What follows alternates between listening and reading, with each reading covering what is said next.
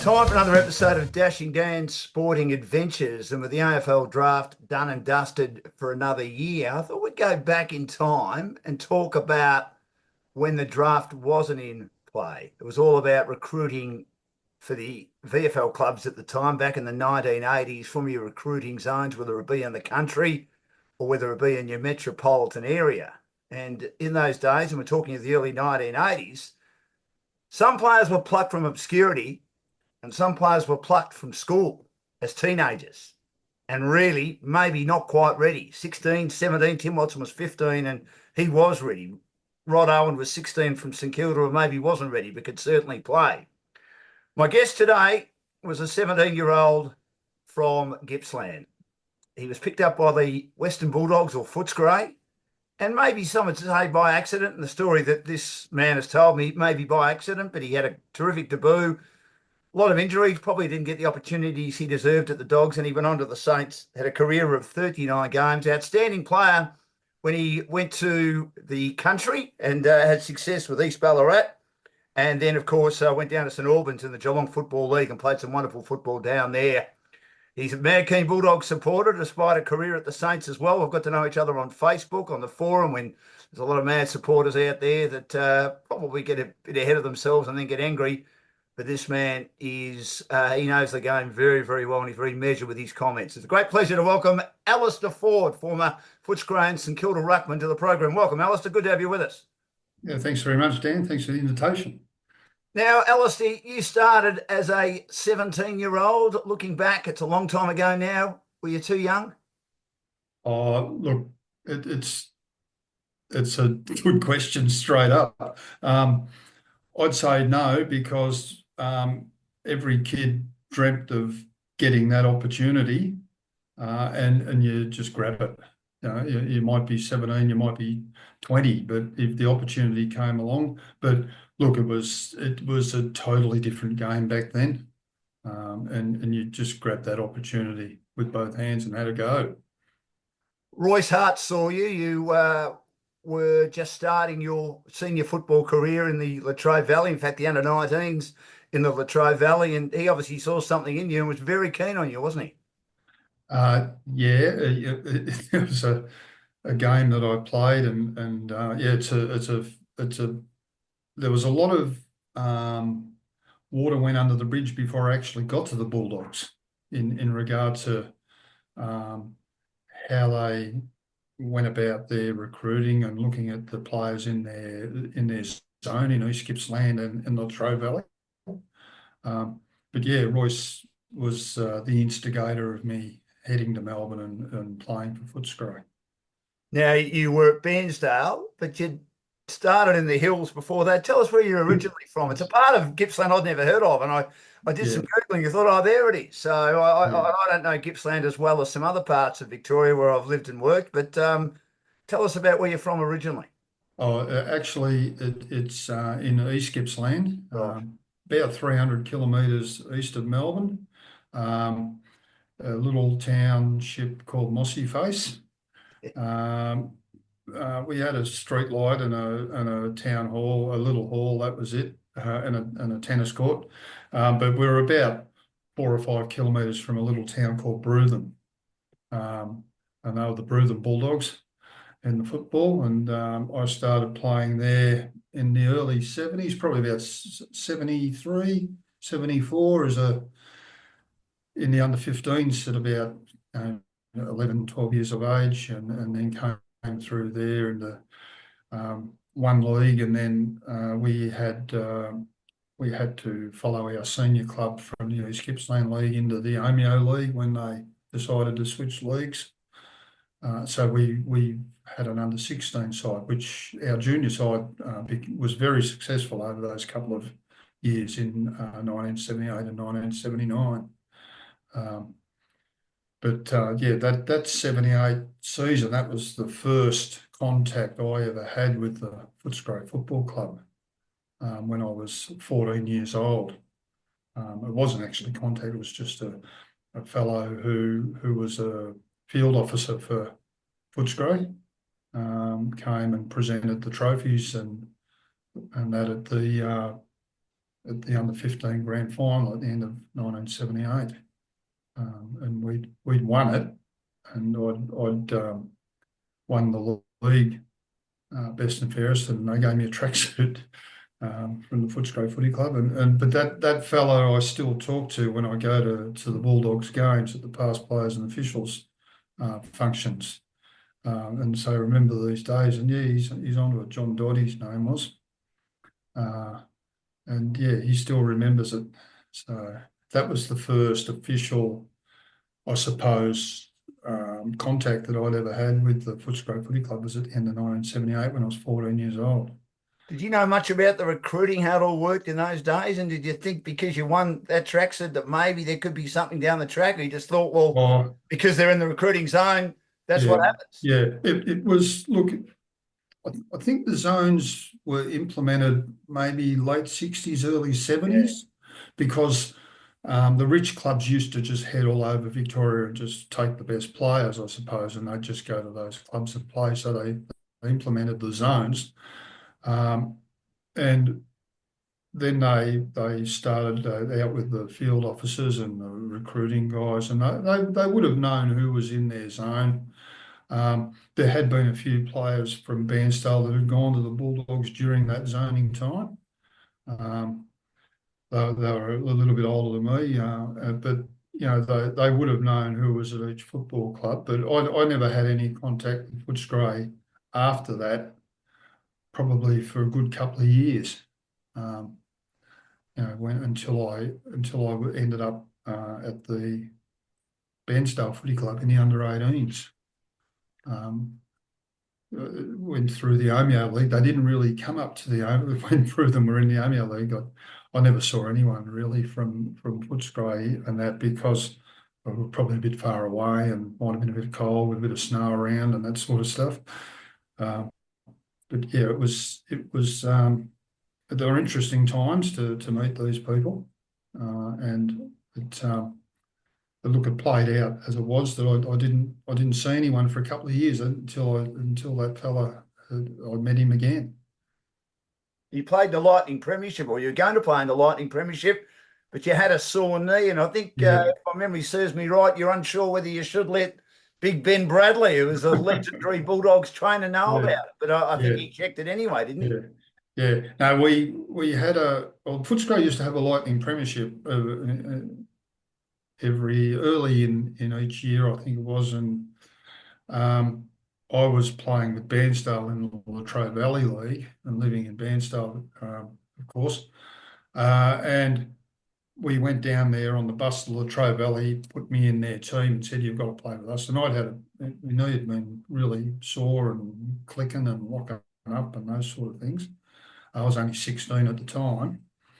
And so I got on the bus and I went to Melbourne, and we got to the Western Oval, and I said to the Latrobe Valley guy, because I travelled with all the East Gippsland Yeah. League boys, said, look, have a look at, I can't play. I mean, knee's no good.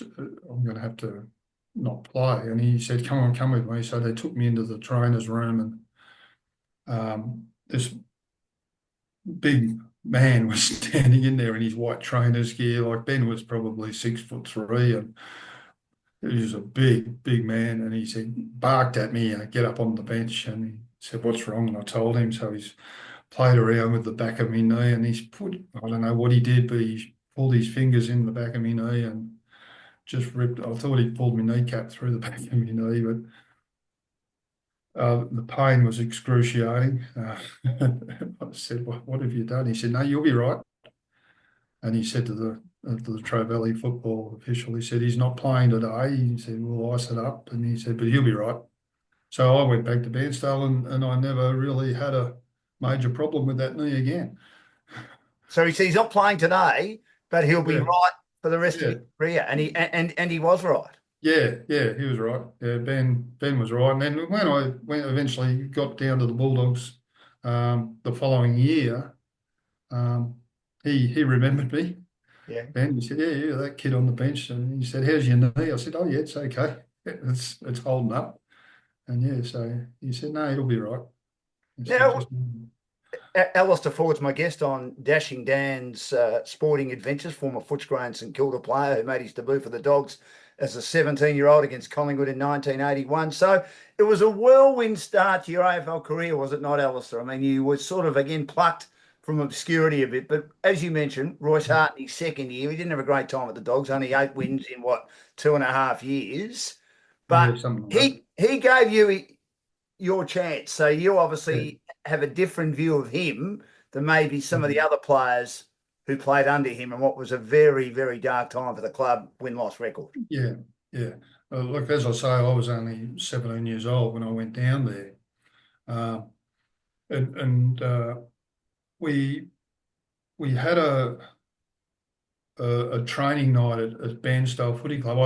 I'd started work when I was 15, an apprenticeship, and moved from the family farm out at Bruthen or Mossy Face into Bairnsdale, and I was boarding in Bairnsdale and working as an apprentice carpenter.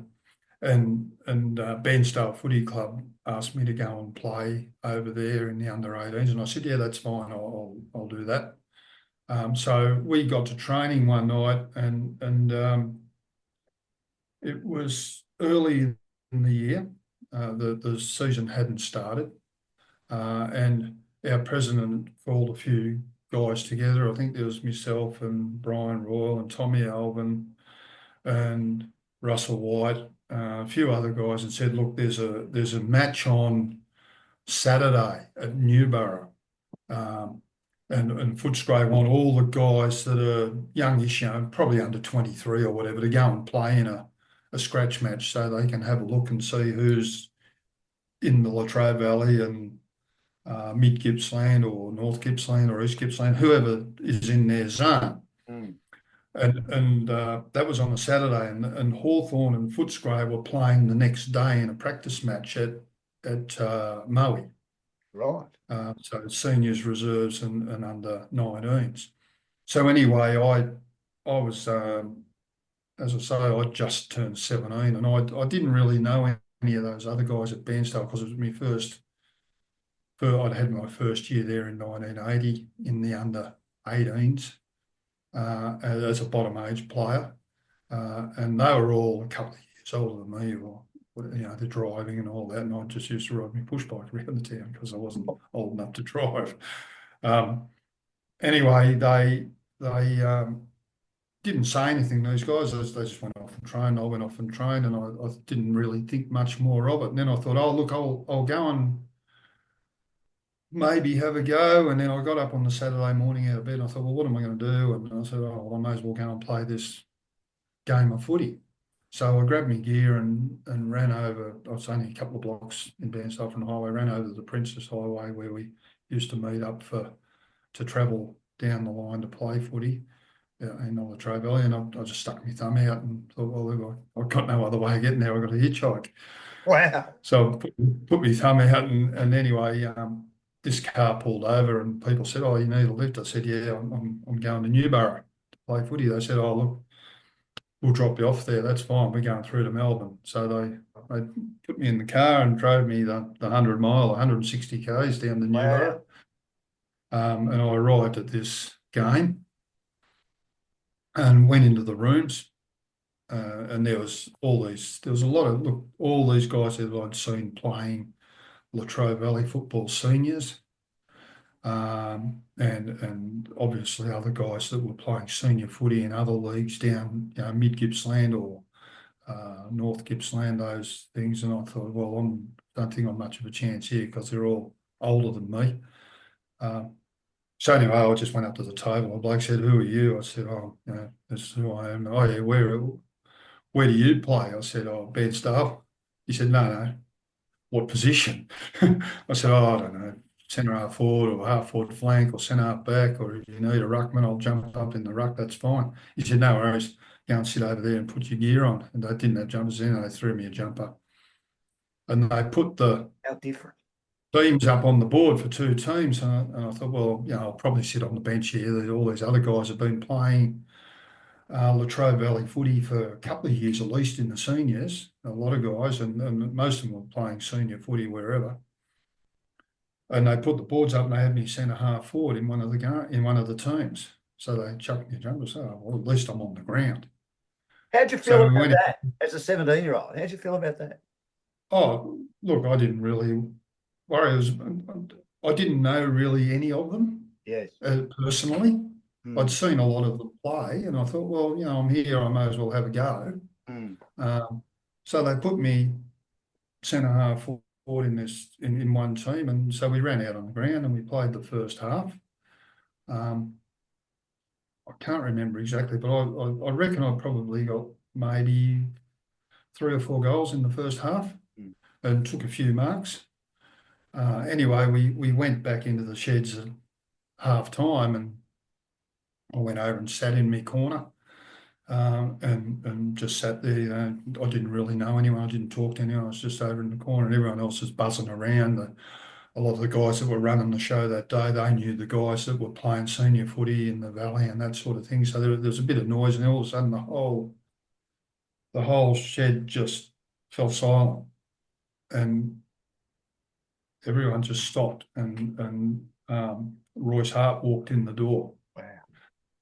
Now, Royce is probably 6'4", Yes. and he wasn't a small man. No, he wasn't. No. And he just walked in, and he just had this presence. Mm. And like, I don't know how old he was this is early 1981. I don't know Yeah, how 30, old he would have was. been 34, Alistair. Yeah, 34. he would have been Still young. 34. Yeah. So he'd probably still go out there and on a VFL ground and hold his own If his knees were at okay, that and that was the time problem. Yeah. because he was still fit. Mm. Anyway, he walked in, and everyone sort of just stood there silent, and he walked over to the table where the guys had the team boards, and well, the guys who were organising it had a bit of a word to them, and one of the blokes pointed straight over at me in the corner. And so Royce turns around, he walks over to me, and I'm thinking, hang on, you got the wrong bloke here. And he says, oh no, he came over and he introduced himself. Yep. Anyway, he said, look, he said, I'm really happy with the way you played in the first half. He said, what I want you to do now is not play in the second half, and I want you to come to Maui tomorrow and play in the Footscray under-19s against Hawthorn Wow. in the practice match.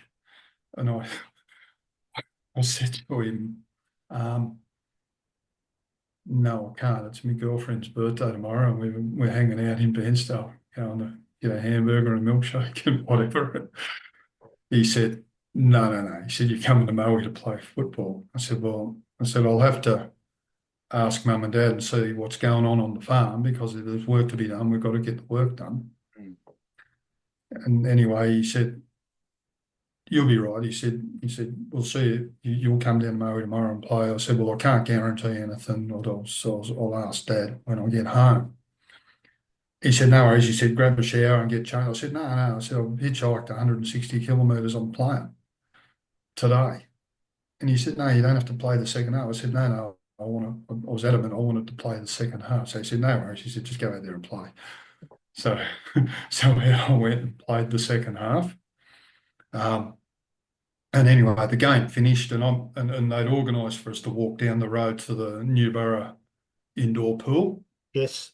whatever. And then I'm walking down the road, and this car pulls up next to me, and the window winds down, and there's a bloke driving, and Royce is in the passenger seat. He said, well done. He said, I'll see you tomorrow. I said, well, I can't guarantee it. And I said, I'll have to ask mum and dad if they'll bring me down for the game tomorrow. So anyway, I got home. They'd organised for a guy to give me a lift back to Bairstow. Great. Down there to play, and he didn't live as far as Bairstow. Right. So I reckon they probably slung him a bit of petrol money and Sure said, they did. make sure he gets to town, and then you go home. They wanted you, Alistair, so they were going to do Yeah, anything they could to yeah, make sure you played. The yeah. coach wanted you. So I went home, I rang mum and dad, and I said, oh, look, they want me to go and play in this game tomorrow. And Dad said, yeah, okay, look, we'll take you down again if you're happy to travel back to Maui again. I said, that's fine. So I went down there, and walked into the Footscray sheds, and all these guys are ready to play. They're all stripped, ready to play, and they were enormous, these under-19 blokes. They were huge. I'm thinking, well, they'd probably been in the system for 4 or 5 years, all of them. They'd been in the gym and all that sort of thing, and they're bloody huge. And this bloke comes over and says, "Who are you?" I said, I'm Alister. He goes, "Oh yeah, Royce said you'd be coming." And so he grabbed me, he took me over and introduced me to the under 19 coach. Who was that? Graham Calverley, his name was. Oh, yes, I remember him. I remember the name. Yeah. Had a lot to do with Fitzroy Yes, that's right. back in the day with Yep. Leon Wiegard and those fellas. Mm. Anyway, Graham was the coach, very astute coach, and he said, "Yeah, get changed," and they put me centre half forward again. So I'm straight into this team at centre half forward where all these guys have been busting their backsides for a couple of years or whatever to try and make it into the under 19s. So they put me straight in there. And anyway, we ran out on the ground and played the game. I kicked 5 goals Oh, and went off the ground. No one really said anything to me. I had a shower, grabbed a pie and a Coke and jumped in the car and said to Mum and Dad, "Let's go home." We didn't even stay and watch the other football. That didn't interest me. St Kilda was my team. I didn't want to watch Footscray or Hawthorn. how did you feel like you kicked 5? Were you thinking? Yeah. Were you thinking Oh, anything other than I've done what they've asked me to do? yeah. I've I played pretty just well. thought, Did you well, think anything more would come of it? no, not really. It was just another game of football to me. Wow. At that stage, as I say, there's a 17-year-old kid. I'd never been exposed to anything like VFL football at that time. The closest I'd ever been to it was sitting in the ground. It's sitting in the stand at VFL Park and watching a game. Yeah. I'd never been anywhere. I'd never been to watch a game at the MCG or any other grounds. I'd never been in contact with any clubs or anything like that, except for this minimal stuff with Footscray until Royce got me to go and play in that game. Mm. So yeah, it was a really I think back about it now, Dan, and it's a really surreal thing. It's something that I experienced and lived, but I talk to a lot of people about it, and they say, "No, look, you haven't all into this. That wouldn't have happened." But I'd say yes, it did. But and that was just the start. The next, I suppose, the next month was just madness, really, in Right. my life. Well, I went home from that game, and the The club wanted you then, didn't they? yeah, Royce was yeah. keen as mustard, wasn't Well, they were, but I didn't know that. he? Yeah, I right. didn't know that. I didn't see Royce after that game. I just went in the room, had a shower, and walked out and got the car and said, "Come on, let's go. Yeah. Got to get home." What's your dad think? Did your dad think? Oh, he just said, "Oh yeah, you played all right. Good on you." Yeah. Oh, Typical look, farmer in those days. Yes. yeah. Look, I think he would probably have been pretty pleased with what Yeah. he'd seen. Yeah. But yeah, look, it was just yeah, just one of those days. But anyway, we went home and I've just got to get this in the right order. No, you're right. We back to training, of course, with Bairnsdale, and I used to train with the under 18s because that Yep. was my age group. Yes. And then when the 18s had finished their training, we'd run around for half an hour with the seniors, Yep. the guys who wanted to. And they'd got a new coach, Bairnsdale, captain coach, Trevor Fletcher. Yes. Yes. Played League Footy. Yep. Didn't play a lot of games, but he played with Carlton. He did. And he was originally from Portland. That's right. And he'd come to Bairnsdale to the secondary school as a teacher. He spent time at Footscray, didn't he? He did after Yeah. he was at Bairnsdale. Right. He coached the under 19s. I think he might have coached the reserves for a year. He did too. And then he was on the match committee with Mick Malthouse for a year or two. Correct. Yeah. But anyway, Fletch was there, and I in my first year at Bairnsdale when I was 16, I played the whole year in the under 18s, and I think it was the last round or the second last round they wanted me to play in the seniors, and I played half a game against Mafra down at Mafra. But I'd played in the under 18s earlier. I said, "I'm not deserting me, mate.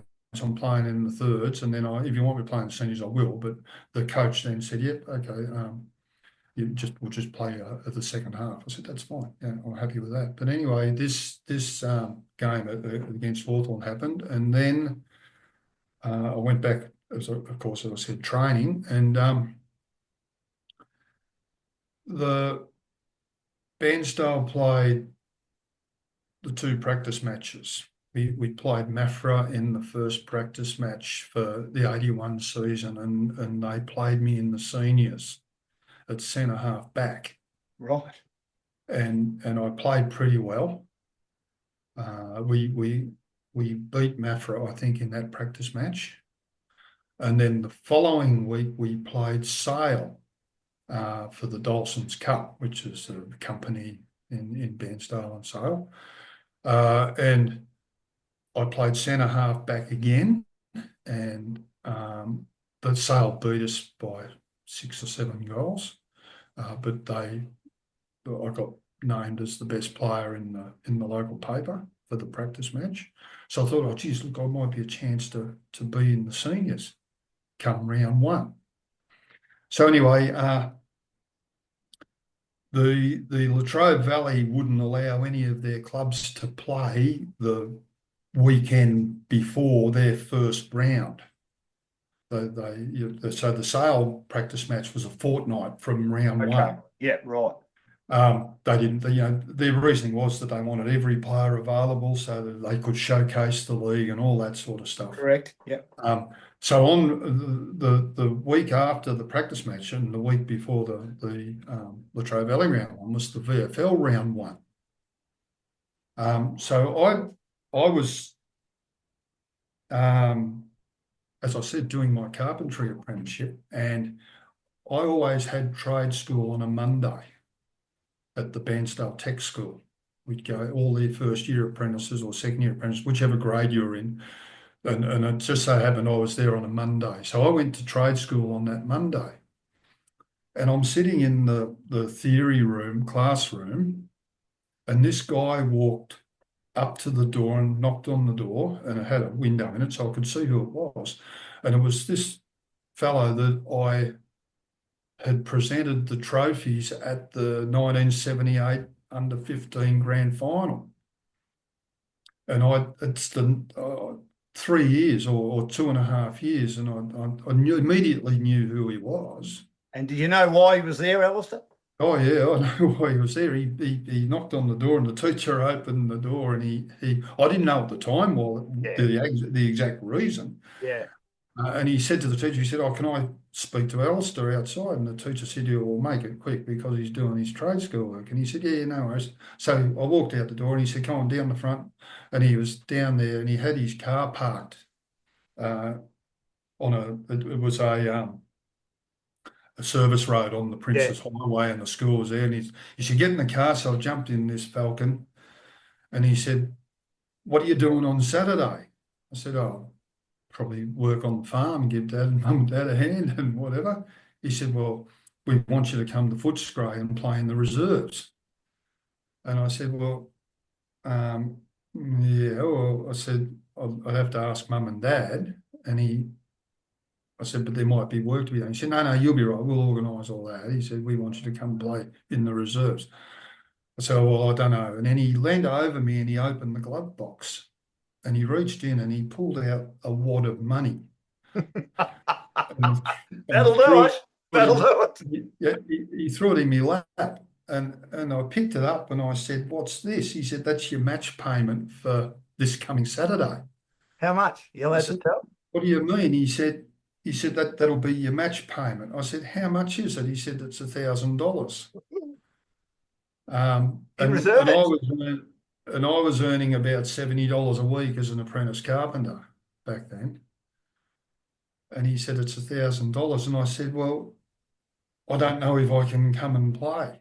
Oh. He said, "That's all right." He said, "You'll be right." He said, "We'll organise that." I said, "Well, I'll have to ask Mum and Dad." Anyway, I said, "Well, you keep the money, and when I come and play on Saturday, if I do, then I'll take money." He said, No. He said, "It's your money now." I said, "But what if I don't come and play?" He said, "Well, then you've got to give it back."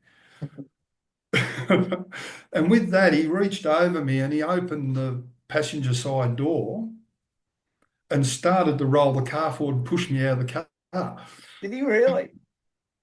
Yeah. And so So, obviously you rang your dad and said, "This is oh, what's happening. I've got a yeah, thousand yeah, reasons to yeah. play." Yeah, so I scrambled. I sort of scrambled out of the car onto the footpath and stood up, and he just drove off. See you on Saturday, and I'm standing there with this wad of money in my hand, and there were no flexi tellers and things like that No, back in those days. If you wanted to go to the bank, you had to have your bank book with you, correct. Yeah. and I didn't have my bank book with me and I've got $1,000, so I shoved it in my pocket, and I went back into class, and every 10 seconds I'm checking if it's still in there. So I went home to where I was boarding and put it under my mattress for the next day. And anyway, I went to work the next day, and I saw I worked in it was one of the hospitals in the carpentry workshop, and there were all the other trades there as well. So we probably had a crew of probably a dozen and a half guys, and a few girls in the crew. And we had an engineer, and he was a really strict boss. If you walked out at a minute to 5, he was on you. You had to wait till 5 o'clock and all that sort of stuff. We had to be there by 8, or all that sort of gear. Anyway, I went over and saw him, and I said, "Oh, I don't want to be a pest or anything." I said, "Mr. Andrews, but do you think that I can organise, or we can organise someone to take me to the bank at lunchtime? Because as I say, I only had a push bike." And he said, "Yeah, what's wrong?" And I told him the story, and I pulled the money out of my pocket. And so What do you say? within, Was he pretty he, good about it? He would have been yeah, good. he was good. Yeah, he was good. He said, "No, we'll sort that out." And within 30 seconds, the whole crew was there, and everyone had to have a hold of the money Oh, gee. and open it up and count it out. And they said, "What's going on?" I said, "Well, I'm going to play in the reserves and at Footscray on Saturday, and that's what they've given me to play." So they took me down the bank, and I put the money into my bank account. Wow. So all of a sudden, instead of having about $30 in the bank, I had 1,030, which was quite good. And And by that oh, stage, you'd made the decision to play. Obviously, you thought oh about yeah, it. yeah, Mum. I rang Mum and Dad that night, and they said, "Oh, look, yeah, we'll go down. It'll be fine." So anyway, we went down to Footscray on the Friday night, and they put us up in the Palms Motel, Right. and went and played on the Saturday um, against St Kilda in round 1 in 1981, Yeah. and I played centre half forward again, and kicked 4 goals. Phil Bradmore played full forward in the reserves that day. He kicked 9, I think. Yeah, remember Phil Bradmore? And a few other guys got a few, but we had a good win against St Kilda. So then, went off the ground, didn't really see anyone, got changed, they gave me a ticket to go and sit up in the stand with Mum and Dad. So went up and we watched the senior game. And the Saints won, which I was happy about because I was still the supporter. Even though you were playing for the opposition, Alistair, Yeah, got to be yeah, yeah, careful. but I was still a St Kilda supporter back Correct. then. Yeah. And we went home the next day, and there you go. And then on the Sunday night, there's my home at the farm. Yeah. It's dark, and the dog went berserk. There was a car down the end of the driveway, which is a couple of 100 metres long, and coming up the driveway to the farmhouse. Anyway, Dad went out to see who it was because it was pitch black. Yep.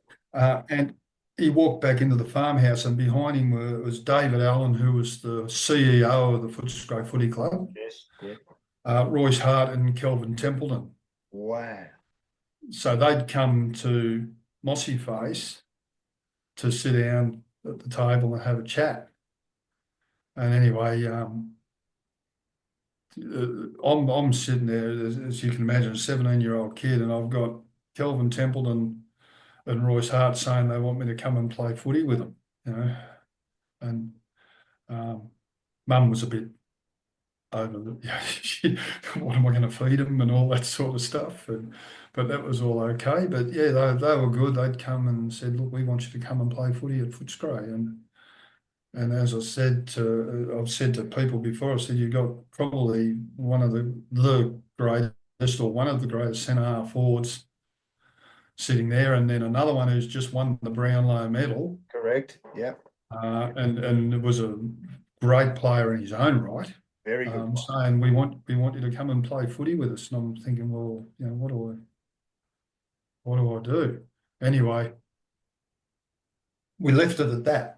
There was no more talk about it. They left and said, no pressure, just think about it, and it doesn't have to happen this week or next week or whatever. I said, okay. Dad said, yeah, thanks for coming along, all that sort of stuff. And anyway, on the Tuesday, I'm at work, and the engineer came over to the workshop, and he said, oh, there's a phone call for you. And I said, oh, look, I'm really sorry, Mr. Andrews. I didn't mean for anyone to ring me during working hours. He said, no. He said, this engineer, he was an old, really strict, straight down the line guy, but he was a sports nut. Footy and cricket. Loved his footy. He was a sports nut, footy and cricket. Anyway, he said, no, he said, this is a phone call you'll want to take. So anyway, I walked over to his office and sat down and picked up the phone, and he stayed in the office. He didn't leave. Of course he did. It was important to him too. Yeah. Anyway, I pick up the phone. I said, hello, it's Alister speaking. He goes, oh, Alister. He said, it's Royce Hart. I said, oh, g'day, Royce. He said, well, I know we've chatted and all that, and you enjoyed your game on the weekend and all that sort of stuff. I said, yeah. He goes, would you like to come back to Footscray again on the weekend and play again?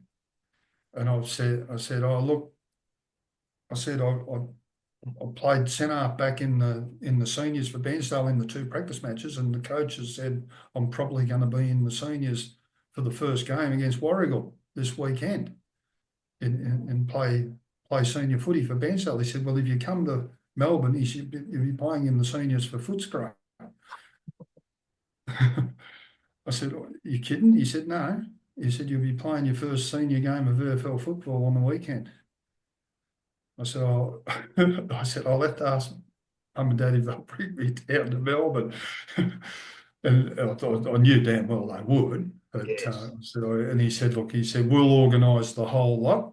He said, you don't have to worry about a thing, but he said, you'll be playing for Footscray on the weekend in the seniors. I said, oh, yeah, no worries. Said our goodbyes. And I got off the phone, and the engineer said, what's going on? I said, I'm playing for Footscray on Saturday in the seniors, and by this time there was a heap of other guys there, and they said, who are they playing? I said, I don't know. So it was a mad rush then to our smoko room to grab the footy drawer that was up on the wall, and someone said, oh, they're playing Collingwood at Collingwood. And I thought, oh my God. Anyway, that was how that came about. And it was just a really mad month in my life, that from the initially going and playing that practice match or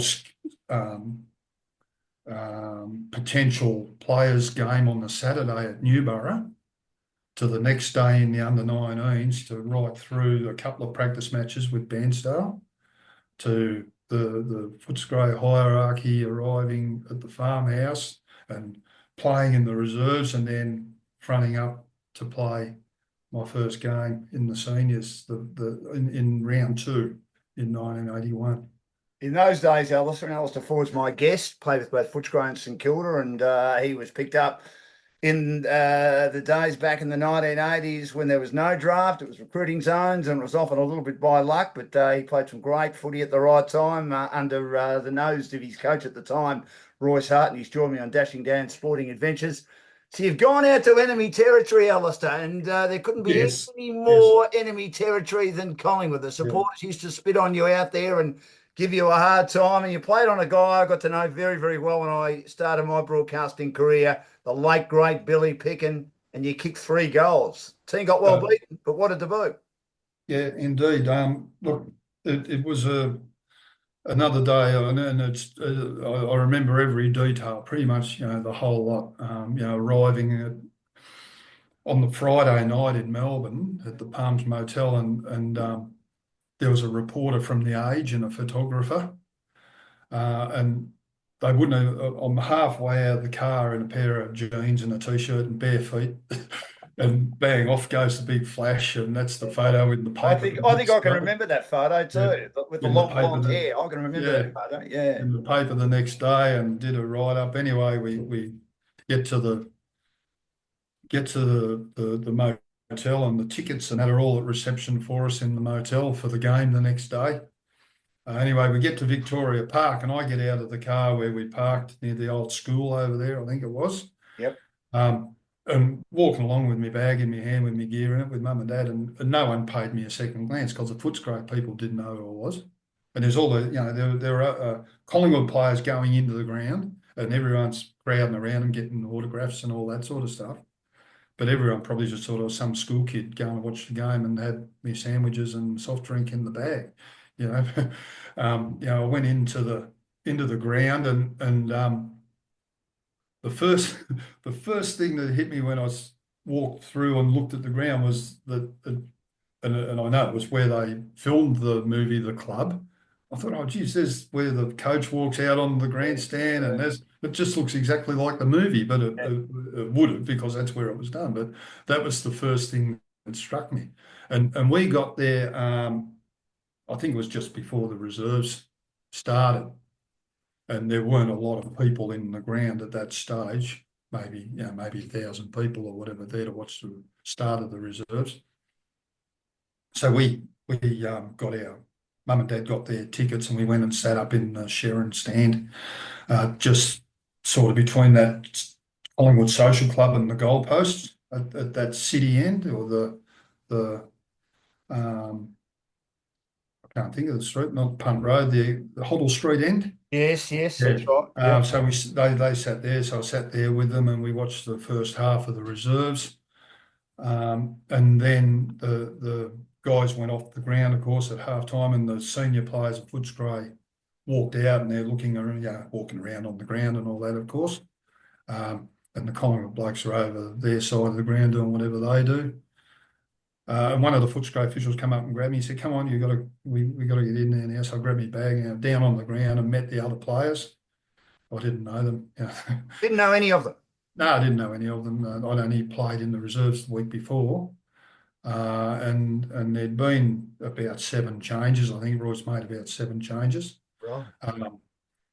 There was myself and my first game, second game for the club, a guy by the name of Warren Stanlake, Yes. who, No. who came from Bairnsdale and had gone up. His family had moved up to Albury, but they had to play him. Look, I can't remember the ins and outs of it. So I think they had to play him to secure him. If he Right. hadn't played, or he could have gone to North Melbourne, I think, That's was right. the Yep. zone up there. And Brian Cordy was playing his first game, and Mark Comp. So all four of us played our first games on the same day. Anyway, I went out on the ground, walked around, and all the players and introduced themselves to me, and then we go down into the rooms to get ready when the reserves come back out on the ground. And there was no big fanfares with jumper presentations and that back in those days. It would have taken a couple of hours that day with four first gamers. So anyway, Royce grabbed me and he took me over, and there was a fellow by the name of Alan Wallace who was the chairman of selectors. Um, they took me over to the property room there in the Collingwood away rooms, and Eddie Walsh was in there. He And he was was there the forever, property, Eddie. He was there forever. yeah, Eddie was the property steward. And anyway, he had me shorts and jumper and a pair of socks, and he said, "There you go," and he gave them to me. And Royce said, grabbed me jumper and held it up. And he said, "You're number 6." Wow. And he goes, "This is a really famous number at Footscray Football Club, number 6." He said, "Do you know why it's such a famous number?" And I had no idea. I didn't even know who Charlie Sutton was. Right. And all I knew was that Gary Cowton had worn it the year before, and I'm thinking that's not the right answer. all due respect to Gary, No, he's a but good I'm player, Gary, particularly at yeah, North yeah. Melbourne. I thought that's not the right answer, and I said, I'm sorry, I don't know. He said Charlie Sutton is the captain coach of Footscray, their only ever premiership, and he was number 6. He said this is one of the most famous numbers. I'm thinking, well, God, I said, well, why can't I just have number 54 like I did last week? And they said, anyway, they gave me number 6, and yeah, I wore that number for 5 years. Did you feel the pressure in your first game? And how different was the No, pace of senior footy compared to reserves footy, Alistair? yeah, And obviously I- the crowd being out there would have been huge, even though of yeah, course they were yeah. small grounds, but I, it would have been packed. in all honesty, Dan, I had no idea. No idea. No idea about what it was going to be like or what to Yeah. expect. Right. Um, when I played the week before with the reserves, yeah, ran out on the ground and there was probably 500 people in the ground. By the time we finished, we were playing St Kilda. There might have been 17 or 18,000 people there ready for the start of the seniors. When I arrived there at Collingwood, there was probably, as I say, 500 or 1,000 people in the ground, and we'd gone down at half time. There might have been a couple of thousand in there. That was it. So we get ready to, we get changed, of course, and do our warm ups, and pretty cramped area down there in the Collingwood away rooms. No going out on the ground and warming up like they do now. None of that. Nowhere you jogged up and down on the spot.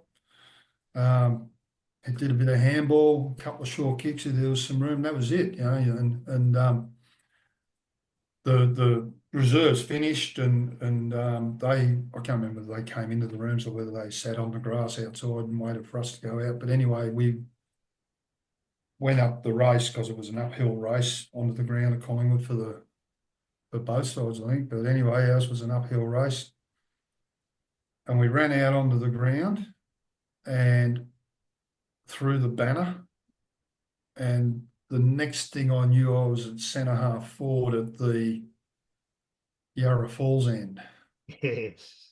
after running out right next to the goals at the Hoddle Street end. Yeah, Sharon Standing or Victoria Park Station. Yeah, Sorry, the other end. the, Yep. the place was absolutely packed Yeah, it was.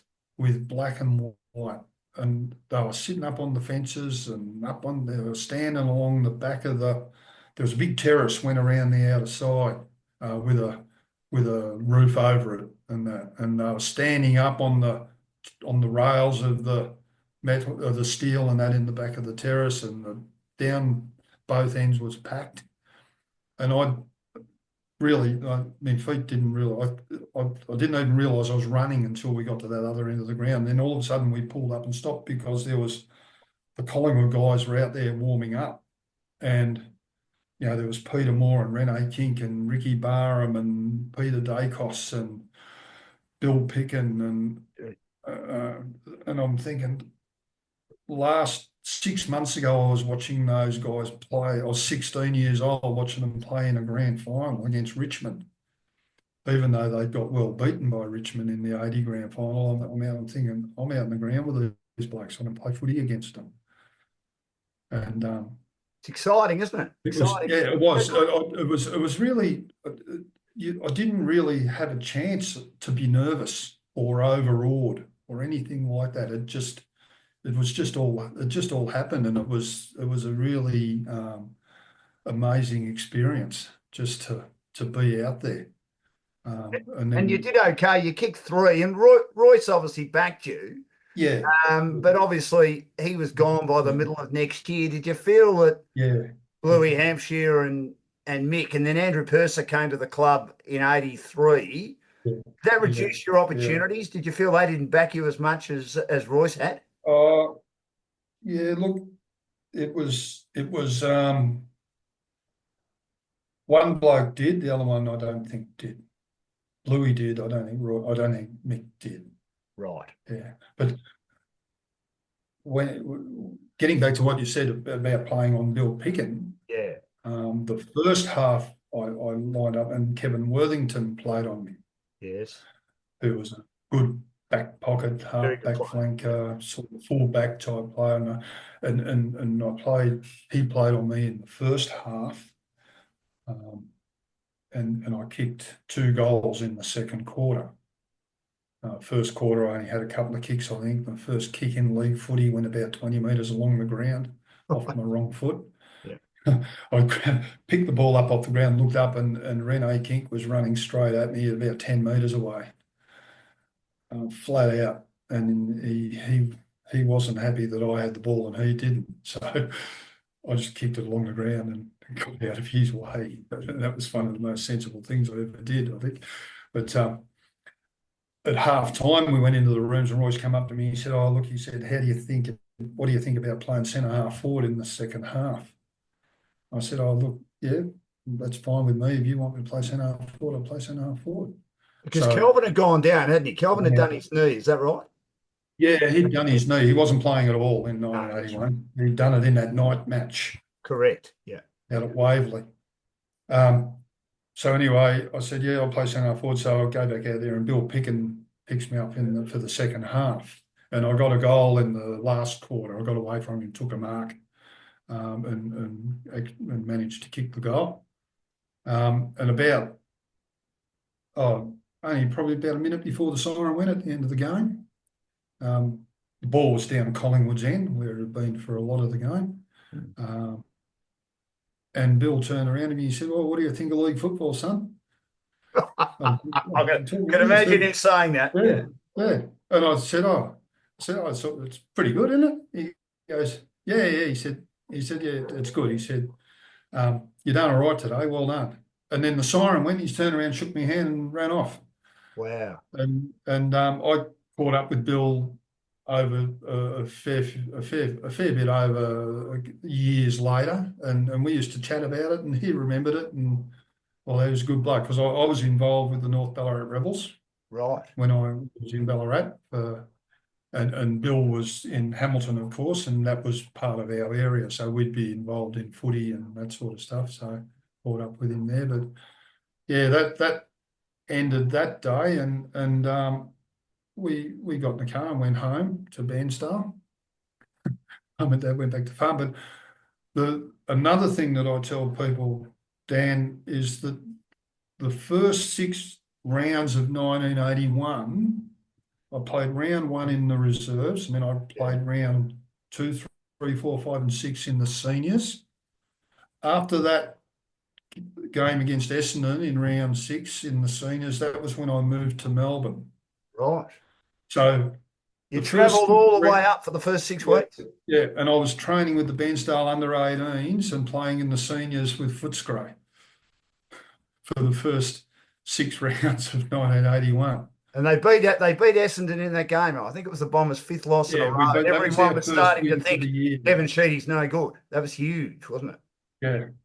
Yeah. That was our first win for the year. We played with, of course, St Kilda, and St Kilda won that game. Then we got beat by Collingwood, and Melbourne beat us by a point Yeah, at the Western Oval. Robbie Flower kicked a goal with about 10 seconds to go.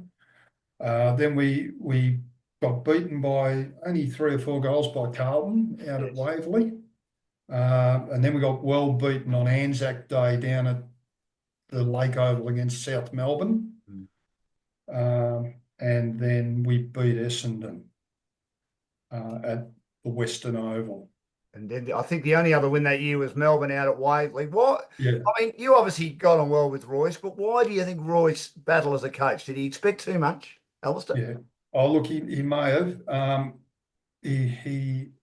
Look, when he got sacked, we had training that night. Yes. And one of the guys who was in a locker next to me was a experienced player, had been there for a good few years. Yep.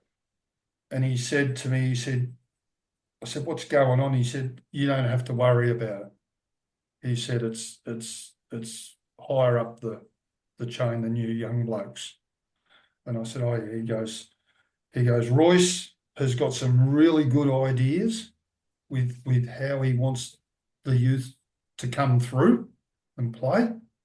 And he just said, "Unfortunately, he's not going to be here to see the rewards of it." And a bit of that was probably when we made the preliminary final in 1985. Yes. a few of those young guys that he had been nurturing and trying to, and wanted to bring through, um, were they were playing. But back when he got the sack, he was copying it from the media. I know he copped it off Jim Main for playing me and not playing Steve and Rob McPherson. But I mean, they were young Um, too. They were just kids as yeah, well. yeah. Well, Rocket was only a few months older than me, and Yeah. Super was Younger. probably 10 months or so younger. Yeah. But if it's good for this bloke, it should be good for these blokes. And he was copping it from all quarters. But yeah, look, it's just one of those things that happens. It happened before Royce got sacked. It's happened after he's got sacked, and it's going to keep happening. That's the nature of the beast, I think, with league footy. The other thing too, Alistair, was I mean, you had to play being tall as a forward as a Yeah, kid because yeah, you mentioned Kelvin Templeton, who was yeah, the best player in the game up until that stage when he did his knee, but they yeah, for a gun recruit from Western Australia, whose son Ryan was an outstanding player for the Dogs. Ryan Hargrave, Shaggy, played yes, over 200 games. Steve Hargrave, he yeah, played 4 games, one really good game against Melbourne in '82 when they yeah, won, and did yeah, his knee never to play again. Now, he yeah, constantly hurt his knee over the 3 years he was there. I mean, Royce was banking on him, yes, Kelvin, being yeah, the two gun forwards for the club. And yeah, it didn't that's really right. happen, except for Yeah, 1 year from Kelvin. yeah, that's right. And they recruited Simon in 1982. They did, yes. And That helps. he came as a full forward, Yeah.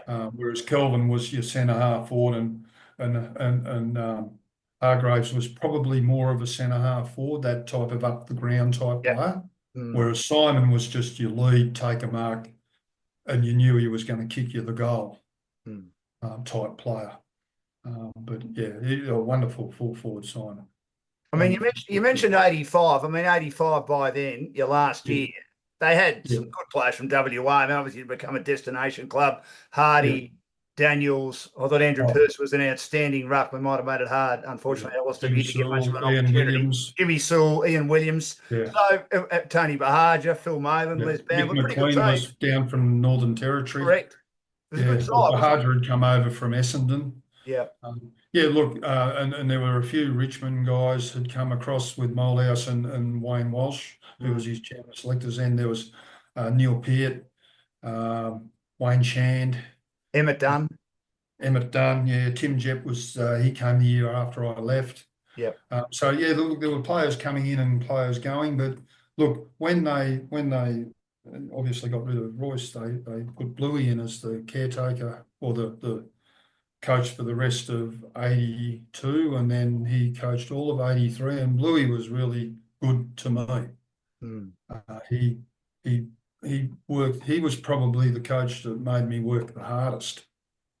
And um, in that first year that I played in '81, I played the 5 senior games, and in the second year, where there was a fair bit of upheaval in the club, and look, I don't know whether that was player driven or board driven and all that sort of stuff when Royce went. As I say, I was only just turned 18. I didn't know anything about the politics of football and that sort of stuff. Um, but then I only played 5 games that year Mm. in the seniors. Um, and the following year, when Bluey took over, I think I played 9 or 10. Right. I didn't play early in the year in '83. I'd had I had an injury. I can't remember what it was now. It might have been a knee or something. Then I actually I'd actually busted a couple of ribs as well, and that put the finish to me. I think I got through to about round 14 or something like that. Maybe from I don't know, maybe round 5 or 6 through to round 14, and got 9 or 10 games in, and Mm. then I cracked, busted a couple of ribs, and that obviously you go out of the team, and yeah, I didn't get back in for the rest of the year. But Well, I mean, Bluey, yeah, I mean, Bluey, sorry, uh, as well as Purser and Sewell and Williams, you also had a couple of boys from Gippsland, yeah, Steve Wallace from Leongatha, and of course yes, Choco Royal from Jocko's your old Bairstow, club, Bairstow, coming to yeah, play as well. So yeah, the yeah, team was starting to find yeah, some players, but it would have been yeah, tough not playing. yeah, yeah. And Jimmy Edmond was our captain then. Yeah, He used to play across half forward. He was Bairnsdale boy as well. mm. Um, but yeah, look, it was, yeah, look, it was hard to get in to the team when they started to get those imports coming from interstate.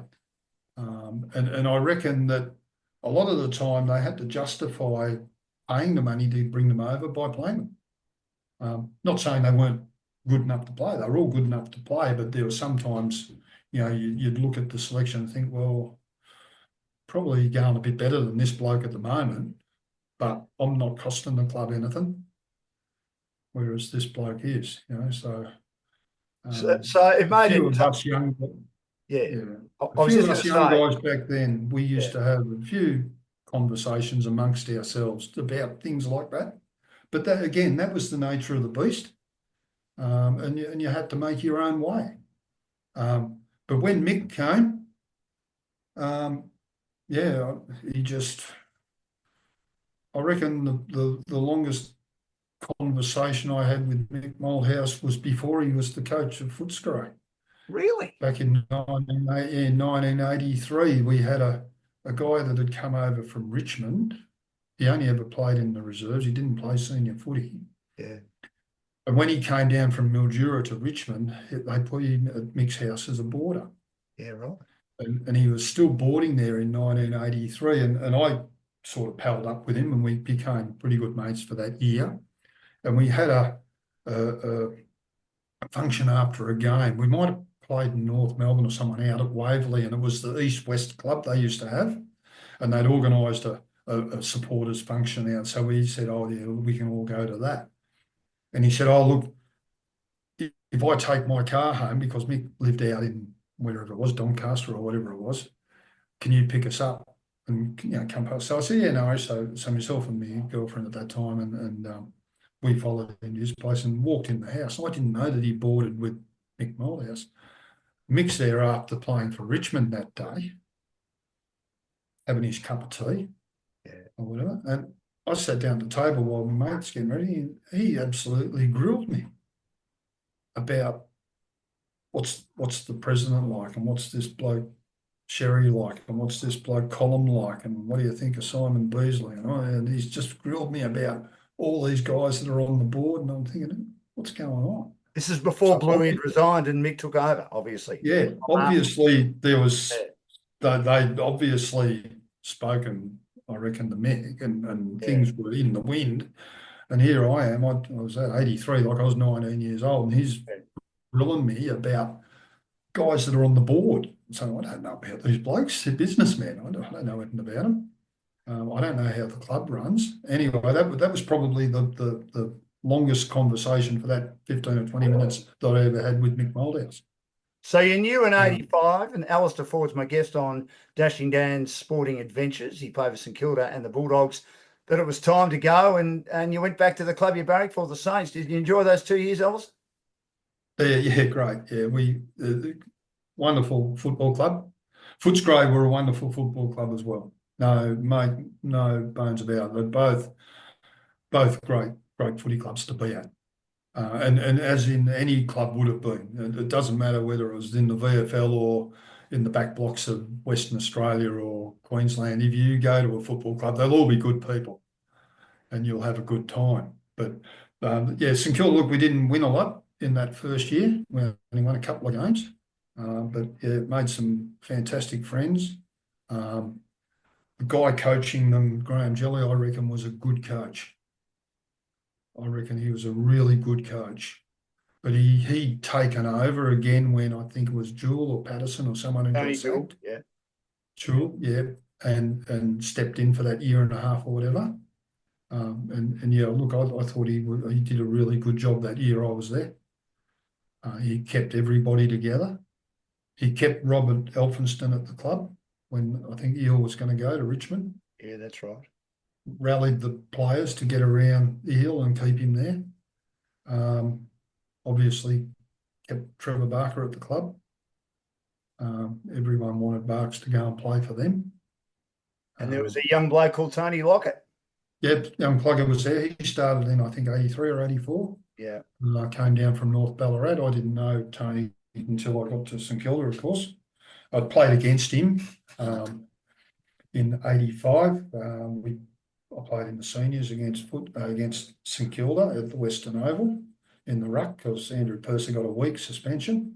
That's right. I remember that That game. was the only game that Moldhouse played me that year. In 84, in Moldhouse's first year, he only played me in one game as well. But you know, like we played remember the old Tuesday night matches out at Waverley? I remember them well. Yes, We yes. played out there it might have been a quarter final or something against North Melbourne.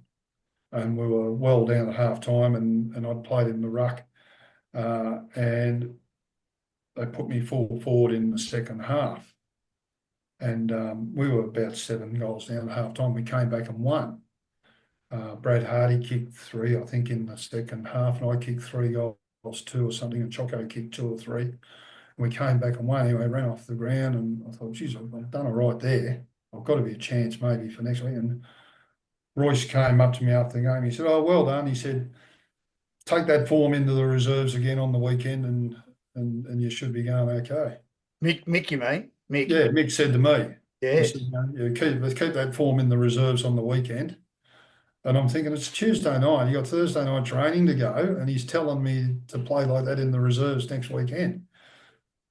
So, I mean, you're a coach yourself, Alister. Was it hard not to at times play favourites, or did you learn from that experience to make sure you didn't play favourites, that you treated every player on their merits and on their ability? I learned a lot from those couple of years, just observing and listening, and the minimal conversation that I had with the coach. I probably had more conversation with Wayne Walsh, who was the chairman of selectors, over those 2 years than I did with Mick. Right. You know, and that was just the way it was, you know. But yeah, look, I do. Every coach that I had then, I analysed how they went about it and thought that was good, that wasn't good, right way to do things, the wrong way to do things. And you also picked up a lot of the players with their conversation and how they were feeling with different things. So yeah, look, it shaped sort of the way I coached a bit, but I only coached in my own right. I only coached for 5 years after I finished in the VFL, and after I'd gone and played I finished in the VFL at the end of 87, and I didn't coach anyone until 1994. Right. I just went and played. I just got out and went and played at East Ballarat. Do you feel after 39 games sorry, Alister, do you feel after 39 games in 7 years, 7 years that you were an unfulfilled talent, or do you just feel that luck didn't go your way? Look, maybe I wasn't up to it. I don't know, but to play 39 games, I still think I was up to it. No, absolutely.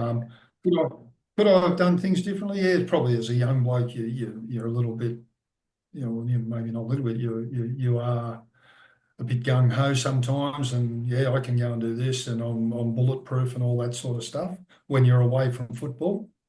But look, it's just your life, and you learn from your experiences along that track. But yeah, look, I've spoken to guys about footy that I played with, and guys that played every week, and other guys that really battled to get a game and might have only played 4 or 5 games and were really frustrated. Look, there were frustrating times when you think, surely I'm going to be in the team this week. Like in 84, I won the best and fairest in the reserves fairly comfortably. I played 9 games and I only played 1 game. I played 9 games in 83, I think, and got in the top 20 or whatever in the senior vote count. And then, you play 1 game in 84 and win the best and fairest in the reserves. And then the next year in 85, you play 1 game again. So, it was a bit, sometimes it was fairly perplexing as to how the selection worked, but yeah, you had to, I really wasn't in a position to go marching in there and making demands and things like that. But yeah, that was just, as I say, that was the nature of the game back then. There wasn't a lot of player welfare. It was you just looked after yourself, and if your mates were struggling, you looked after them. But yeah, there was nothing really um, coming from a professional type of view to make sure blokes were okay and all that sort of stuff. If you got dropped, you just had to wear it. You know, we What's had a group of players that the runner used to come out in the ground and we'd run away from him. because you didn't You want to didn't go want off? you didn't Yes. you didn't want the runner to come near because you knew if you went off the ground, you'd sit there for a half. Yeah, right. That's the way the game was played back then. I can remember I played one game at the MCG in 1983, and I sat on the bench for the first quarter. It was pouring rain. I Mm. sat on the bench for the first quarter, and then Bluey said, "Get Simon off and put Al full forward," and I kicked 3 goals in the second quarter in the rain. And stayed on. And then I had a bit more time, I think, on the bench in the third quarter and went back on in the last quarter, kicked another goal. Right. But then I hurt myself the following week or whatever, and then I didn't play again for the rest of the year in the seniors. That's just that was your fortune. You just a lot of blokes. If you could play with injuries, you did. You didn't even tell anyone about them.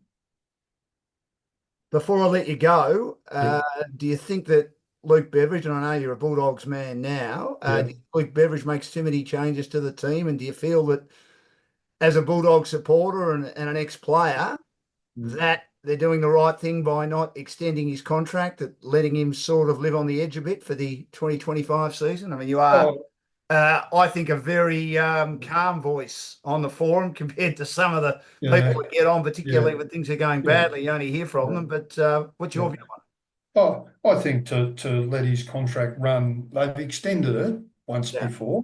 Yeah. I think to let that extension run is reasonable. I don't see why they have to go signing him up for another 2 or 3 years right now. Let it run. He won't be the only coach that's in the last year of their contract. Um, I reckon that there are times where he just needs to take total charge and coach the team.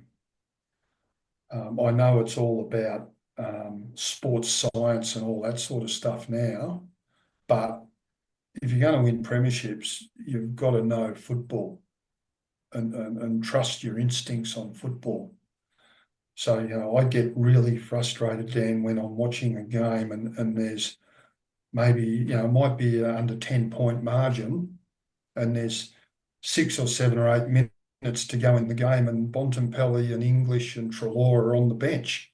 Yes. The sports science, it means nothing then.